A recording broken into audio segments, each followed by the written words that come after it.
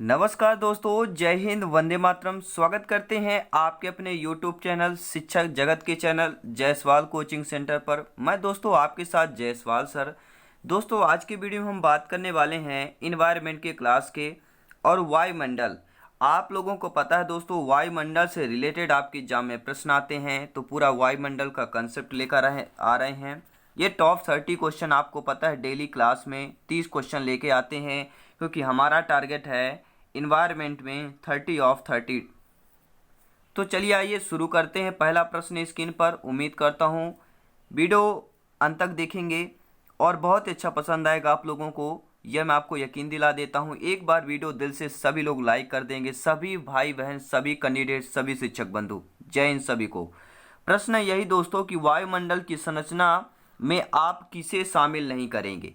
देखिए, वायु को शामिल कर लेंगे, गैस को शामिल कर लेंगे, जल वाष्प को शामिल कर लेंगे, लेकिन जो दोस्तों यहाँ पे दिया गया है कि वायु गैस का रूप है। वायु क्या है? एक आपके गैस के रूप में ही आता है। लेकिन यहाँ पे जो क्या दिया गया है, धूल के कण जो दिए गए हैं, वायुमंडल की संरचना में आप किसे शामिल नहीं करेंगे, यह प्रश्न पूछा जा रहा है। लेकिन इंपॉर्टेंट बात यह दोस्तों, बहुत सारे बच्चे यहाँ पे, अगर आप लोगों को कोई भी कंफ्यूजन हो तो हमें कमेंट बॉक्स में जरूर बताएं कि इसका सही आंसर क्या होगा। सभी लोग बताएंगे। तो वायुमंडल की संरचना में आप किसे शामिल नहीं करेंगे। देखिए, वायु एक क्या है, गैस का रूप है, तो ये वायुमंडल में आएगा। जल वाष्प भी आएगा, गैस भी आएगा, लेकिन धूल के कण जो है आप इसे वायुमंडल की संरचना में शामिल नहीं कर सकते हैं। तो डी ऑप्शन यहाँ पे सही हो जाएगा। नेक्स्ट क्वेश्चन की बात करेंगे। कोई कंफ्यूजन नहीं है, कमेंट बॉक्स में जरूर अपना फीडबैक दे सकते हैं। नेक्स्ट क्वेश्चन है, वायुमंडल में सबसे अधिक पाई जाने वाली गैस कौन सी है। तो यह बच्चा बच्चा जानता है भैया, सभी लोग, सब हर प्रत्येक कैंडिडेट जानते हैं। नाइट्रोजन जो होता है, नाइट्रोजन सबसे अधिक मात्रा में आपकी पाई जाती है। कितने प्रतिशत है आप लोग यह कमेंट बॉक्स में बताएं। नाइट्रोजन हमारे वायुमंडल में कितने प्रतिशत गैस पाई जाती है, सभी लोग कमेंट करेंगे। नेक्स्ट क्वेश्चन स्क्रीन पर है, ये भी इंपॉर्टेंट क्वेश्चन है। क्वेश्चन यह है, वायुमंडल की संरचना निम्नलिखित में से किस प्रकार होती है।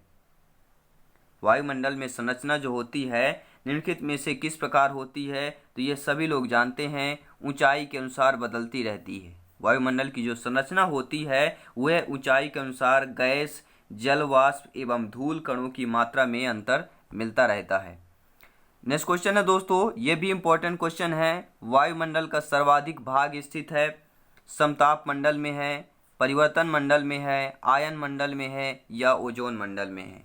तो वायुमंडल का सर्वाधिक भाग जो स्थित है तो वह आपके परिवर्तन मंडल में है। किस मंडल में है? परिवर्तन मंडल में है। नेक्स्ट क्वेश्चन आइए देख लेते हैं। मौसम संबंधी दशाएं किस मंडल में घटित होती है। जो मौसम संबंधी दशाएं होती हैं किस मंडल में घटित होती हैं। बहुत बार दोस्तों एग्जाम में पूछा गया प्रश्न, इंपॉर्टेंट प्रश्न है, सभी लोग कमेंट के माध्यम से बताएं कि जो मौसम संबंधी दशाएं होती हैं, घटनाएं होती हैं, वह किस मंडल में घटित होती हैं। तो वह आपके परिवर्तन मंडल में घटित होती हैं। नेक्स्ट क्वेश्चन आइए देख लेते हैं, यह भी इंपॉर्टेंट क्वेश्चन है कि नाइट्रोजन के अतिरिक्त कौन सी दूसरी गैस वायुमंडल में अधिक मिलती है।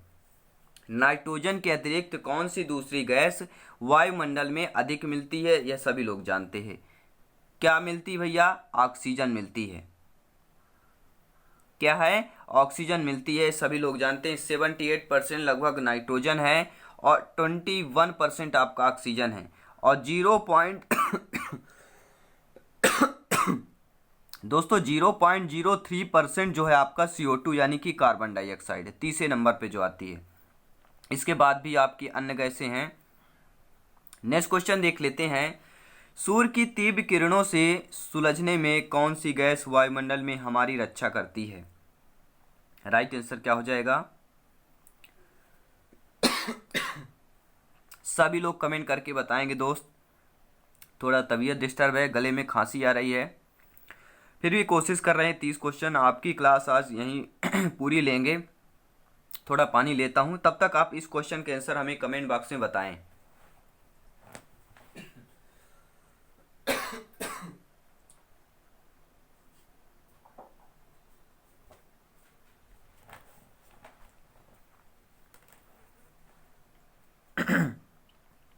तो सभी लोग जानते हैं कौन सी। बहुत अच्छे, एक दो तीन कमेंट्स आ गए हैं अभी तक।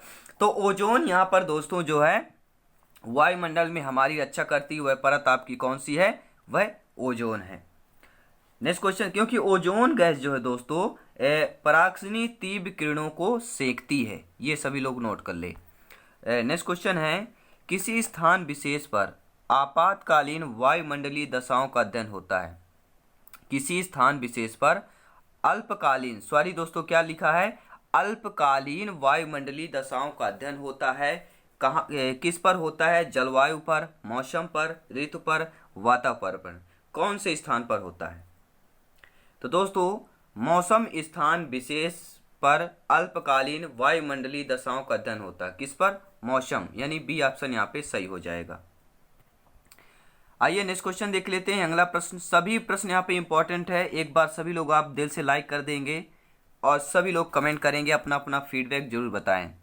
वायुमंडलीय दशाओं के ज्ञान का श्री गणेश किस वैज्ञानिक ने किया था। जो वायुमंडलीय दशाएं हैं, जो इनका ज्ञान का श्री गणेश, यानी कि जिसे बोलते हैं शुभारंभ, श्री गणेश यही बोलते हैं ना कि श्री गणेश करते हैं, क्योंकि हमारे हिंदुओं में ऐसी मान्यता है और चली आ रही है, परंपरा है, कोई भी चीज़ अगर शुरुआत करते हैं तो गौरी गणेश यानी श्री गणेश नमः से करते हैं। उनका आगमन, उनका नाम लेना शुभ माना जाता है। तो श्री गणेश किस वैज्ञानिक ने किया था, तो यह हो जाएगा आपका एनेक्सीमेंडर ने किया था। ये सभी लोग नोट कर लेंगे, सभी लोग नोट कर लेंगे। इंपॉर्टेंट क्वेश्चन है और गहराई वाले प्रश्न है जो एग्जाम में आने वाले हैं, ये सभी लोग ध्यान दे ले। वायुमंडल की ऊपरी परतों की जानकारी सबसे पहले जो प्रयास किस वैज्ञानिक ने किया था। जो वायुमंडल की ऊपरी परतें हैं इनकी जानकारी करने के लिए प्रयास किया गया था, वह प्रयास करने वाले प्रथम वैज्ञानिक कौन है, सबसे पहले वैज्ञानिक कौन है, तो वह हो जाएंगे दोस्तों आपके विल्सन। कौन से वैज्ञानिक है आपके, विल्सन वैज्ञानिक है। नेक्स्ट क्वेश्चन देख लेते हैं, वायुमंडल में क्षोभ मंडल और समताप मंडल की जानकारी किस वैज्ञानिक ने की थी। कौन से मंडल की, वायुमंडल जो आपका क्षोभ मंडल और समताप मंडल, ये जो दो मंडल हैं क्षोभ और समताप, इनकी जो जानकारी है तो आपके टीडी ओड वैज्ञानिक, ठीक है, टीडी ओड नामक वैज्ञानिक ने की थी। सभी लोग नोट कर लेंगे और आज ही टेलीग्राम में जयसवाल कोचिंग सेंटर सर्च करें और वहाँ पे जरूर ऐड हो और ज्वाइन करें, ताकि आपको नोट्स और पीडीएफ फाइल आपको फ्री में मिलती रहेगी।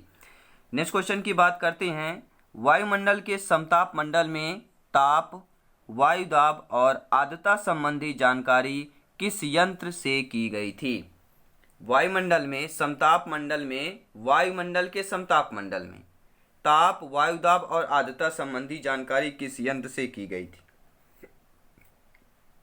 तो राइट आंसर क्या हो जाएगा, रेडियोमीट्रियोग्राफ से, ठीक है, क्योंकि गुब्बारे तथा तरंगों से वायुमंडल की ऊंचाई ज्ञात की गई थी। गुब्बारे तथा तरंगों से रेडियोमीट्रियोग्राफ से किया गया था।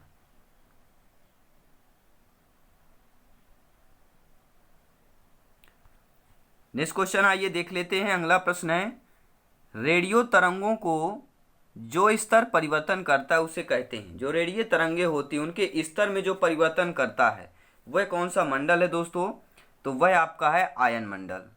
आयन मंडल में रेडियो तरंगे क्या होती हैं, परिवर्तित होती हैं। अगला प्रश्न है, वायुमंडल जो है सर्वाधिक गर्म होता है, कब गर्म होता है। वायुमंडल जो है सर्वाधिक गर्म होता है, कब गर्म होता है, तो वह दोपहर के बाद गर्म होता है, क्योंकि दोपहर 2 बजे सबसे अधिक तापमान और सुबह 4 बजे सबसे कम तापमान रहता है। ये भी नोट कर लें। जो हमारा वायुमंडल है, अगर पूछ लिया जाए एग्जाम में कि सबसे कम तापमान कब रहता है, तो सुबह के 4 बजे सबसे कम तापमान रहता है, और जब अधिक की बात आ जाए तो दोपहर के बाद यानी 2 बजे के समथिंग आपका सर्वाधिक वायुमंडल के तापमान रहता है, गर्म रहता है। ये सभी लोग नोट कर लेंगे। अगला प्रश्न है, परिवर्तन मंडल की भूमध्य रेखा पर ऊंचाई होती है। जो परिवर्तन मंडल है उससे जो भूमध्य रेखा पर कितनी ऊंचाई पर आपका परिवर्तन मंडल है। भूमध्य रेखा यानी कि सभी लोग जानते हैं, इतना तो सभी लोग जानते हैं, जिसे स्थल मंडल बोला जाता है, वही तो भूमध्य रेखा है, ठीक है। तो भूमध्य रेखा के ऊपर जो है परिवर्तन मंडल है, कितनी दूरी की ऊंचाई पर है, तो यह आपके है 17 किलोमीटर की जो दूरी है धरातल से भूमध्य रेखा से, वो ऊपर जो परिवर्तन मंडल होता है। नेक्स्ट क्वेश्चन देख लेंगे। अगला प्रश्न है, परिवर्तन मंडल की ध्रुवों पर ऊंचाई होती है। जो परिवर्तन मंडल से ध्रुवों तक पहुंचना या ध्रुवों तक ऊंचाई कितनी होती है परिवर्तन मंडल के बाद, ठीक है। धरती से 17 किलोमीटर ऊपर आपका परिवर्तन मंडल है। फिर उसके ऊपर कितने ध्रुव ऊंचाई पर होते हैं?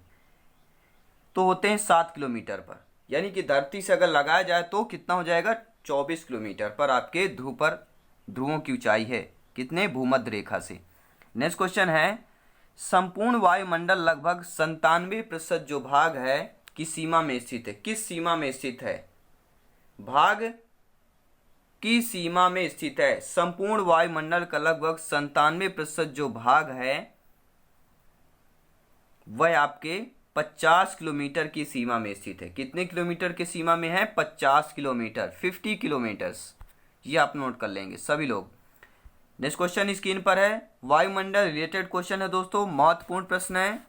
वीडियो अंत तक देखिए, सभी क्लास अटेंड कीजिए और एक सरकारी सीट अपनी पक्की कीजिए, वो भी टॉप क्लास की सीट, वो भी बिल्कुल टॉप रैंक के साथ।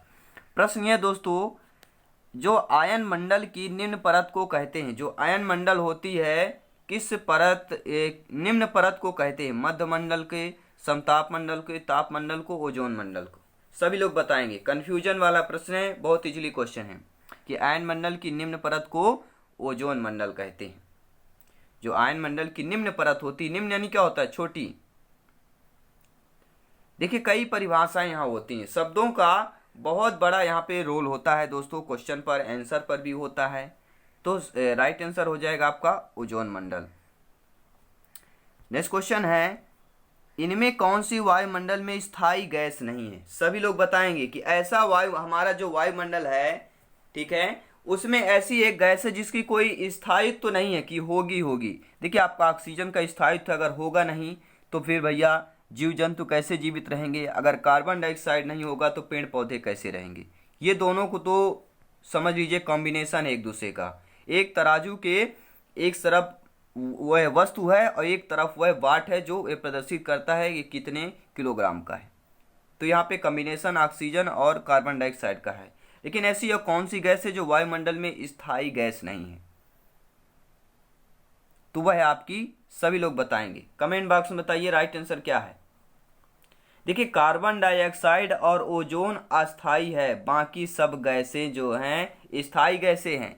अब देखिए यहाँ पे बहुत बड़ा खुलासा आज होने वाला है दोस्तों, बहुत ही बड़ा खुलासा इस क्वेश्चन पे होगा। अब बात आती है कार्बन डाइऑक्साइड जो है यहाँ पे क्या है? अस्थाई है, और ओजोन जो ये दो गैसें हैं अस्थाई होती हैं। लेकिन यहाँ पे ओजोन तो दिया नहीं है, तो फिर आपका कार्बन डाइऑक्साइड होगा। अब क्यों होता? अभी हमने बताया ऑक्सीजन और कार्बन डाइऑक्साइड का कॉम्बिनेशन है। देखिए दोस्तों, कार्बन डाइऑक्साइड कौन निकालता है? मनुष्य निकालते हैं। जो मनुष्य अपनी गैस नाक से छोड़ते हैं, श्वास करते हैं, वह मनुष्य कार्बन डाइऑक्साइड निकालते हैं कि नहीं निकालते? बिल्कुल निकालते हैं। तो इनमें स्थायी गैस नहीं है, क्योंकि ये स्थायी गैस नहीं है, ये सभी लोग नोट कर लेंगे। तो कार्बन डाइऑक्साइड जो है आपका स्थायी गैस नहीं है। नेक्स्ट क्वेश्चन है, इनमें कौन सी अस्थायी गैस है? अब यह आ गया, आप सभी लोग बताएंगे। मैंने दो गैसें बताई थी आपके, CO2 और ओजोन O3। CO2 और O3 ऐसी गैस हैं जो आपके क्या कहलाती हैं? अस्थायी गैसें कहलाती हैं। तो यहाँ पे आपका ओजोन दे दिया गया है, तो आपका डी ऑप्शन सही हो जाएगा। नेक्स्ट क्वेश्चन है, वायुमंडल का सर्वाधिक परिवर्तनशील तत्व कौन सा है? सर्वाधिक परिवर्तनशील तत्व है वह जलवाष्प कहलाता है। क्यों कहलाता है? क्योंकि जलवाष्प ही वर्षा और आर्द्रता में परिवर्तित हो जाती है। जलवाष्प जो होता है वही वर्षा में और आर्द्रता में परिवर्तित होता रहता है, इसलिए वायुमंडल का सर्वाधिक परिवर्तनशील तत्व आपका जलवाष्प ही है। अगला प्रश्न है, धरातल के निकट जो है जलवाष्प की मात्रा का प्रतिशत कितना है? धरातल के निकट सभी लोग जानते हैं, बच्चा यह प्रश्न जानता होगा, बचपन से पढ़ते आ रहे हैं, NCERT की बुक से पढ़ते आ रहे हैं, तो 1 से 4% तक ही होता है। जो धरातल के निकट जलवाष्प की मात्रा होती है वह 1 से 4% तक ही होती है। सभी लोग नोट कर लेंगे। नेक्स्ट क्वेश्चन देखते हैं, जलवाष्प की मात्रा पर सबसे अधिक प्रभाव पड़ता है। जो जलवाष्प की मात्रा है इसमें जो सबसे अधिक प्रभाव पड़ता है तो वह आपके तापमान का प्रभाव पड़ता है। ऐसा क्यों है? क्योंकि अधिक तापमान अधिक वाष्पीकरण करेगा। जितना ज़्यादा तापमान होगा उतना ज़्यादा वाष्पीकरण होगा। इसीलिए बोलते हैं अगर गर्मी ज़्यादा पड़ती है तो समझ लीजिए वर्षा भी ज़्यादा होने के चांसेस रहते हैं, क्योंकि गर्मी ज़्यादा होगी तो समुद्र का जो जल है, नदियों का जल है, वाष्पीकरण होगा। वही जो वाष्पीकरण ऊपर इकट्ठा होता है फिर वही आपको क्या है, पानी यानी कि वर्षा के रूप में धरातल पर बरसता है। अगला प्रश्न यह है कि मरुस्थलों पर जलवाष्प की मात्रा होती है। कैसे स्थल? जहाँ पे मरुस्थल होते हैं, बालू इलाका होते हैं, उन पे जलवाष्प की मात्रा कितनी होती है? तो वह होती है 0 के बराबर होती है। जैसे हमारे राजस्थान कैसा इलाका है दोस्तों? मरुस्थलीय इलाका है। और बात करें जनसंख्या की दृष्टि से सबसे बड़ा राज्य तो उत्तर प्रदेश है। अगर बात करें दोस्तों एक और बड़ा राज्य है, किसके दृष्टि से? सभी लोग बताएं। राजस्थान एक ऐसा राज्य है जो नंबर 1 पे आता है इंडिया में। किस स्थान पर आता है आप लोगों को कमेंट करके बताना है। नेक्स्ट क्वेश्चन है वायुमंडलीय मलिनताओं में आप किसे शामिल नहीं करेंगे? जो वायुमंडलीय की मलिनताएं हैं आप किसे शामिल नहीं करेंगे? एटमॉस्फियर। वायुमंडल मतलब क्या होता है? एटमॉस्फियर। तो आप किसे शामिल नहीं करेंगे साथियों? तो वायु को आपको शामिल नहीं करेंगे। रेत के कण को शामिल कर लेंगे, ज्वालामुखी उद्गार को शामिल कर लेंगे, उल्काओं को शामिल कर लेंगे, मलिनताएं जो होती, लेकिन वायु को आप शामिल नहीं कर सकते हैं। अगला प्रश्न है दोस्तों, ये भी इंपॉर्टेंट प्रश्न है। एक बार सभी कैंडिडेट, सभी भाई बहन दिल से लाइक करेंगे, सभी फ्रेंड्स। धन्यवाद सभी का। प्रश्न पर आते हैं। अगला प्रश्न है सूर्य ताप की कौन सी क्रिया धूल के कणों द्वारा नहीं होती है? सूर्य ताप की ऐसी कौन सी क्रिया है जो धूल के कणों के द्वारा नहीं होती है? तो वह है विकिरण, रेडिएशन है दोस्तों।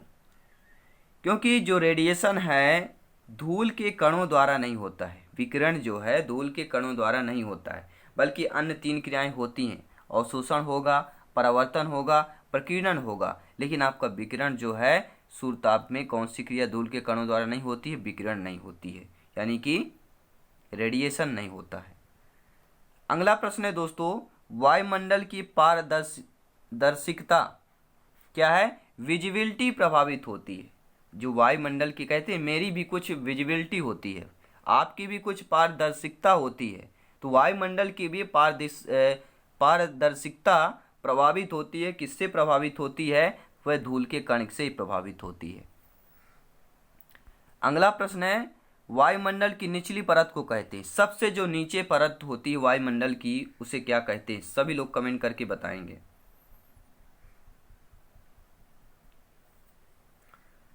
तो सबसे नीचे परत जो होती है क्षोभमंडल होती है। ये सभी लोग, मैं प्रत्येक आपके पिछले भी वीडियो में काफ़ी सारे क्वेश्चन आए हैं, तो मैंने आपको बताया था वायुमंडल की निचली परत, यह कह दें कि धरातल से जो पहली परत होती है वायुमंडल की क्षोभमंडल ही कहलाती है।